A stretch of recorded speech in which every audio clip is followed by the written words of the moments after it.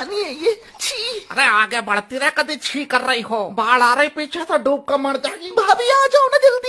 आ तो रही हूँ, एक तो औलाद का वजन और ढोना पड़ रहा, इसका बाप जाना कहाँ मर गया। अरे आगे बढ़ते रहो जल्दी। अरे चल तो रहे हैं, कौन है ये स्टूपिड सा। एक तो भूख और लग रही, इसको खाऊं क्या?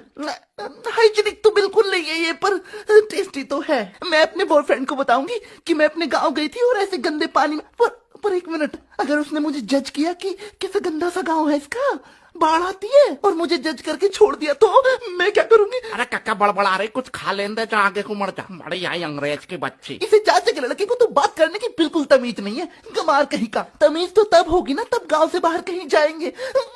मैं कहाँ फंस गई? मैं नहीं आऊंगी आज के बाद गांव में, स्टूपिड सा गांव। देख रही राकेश की लौंडिया को, 2 महीने से शहर में क्या चली गई, अपने गांव को स्टूपिड बता रही। बीटेक कर रही दिल्ली, यहाँ 12 में 2 बार फेल हुई, बनेगी इंजीनियर। यो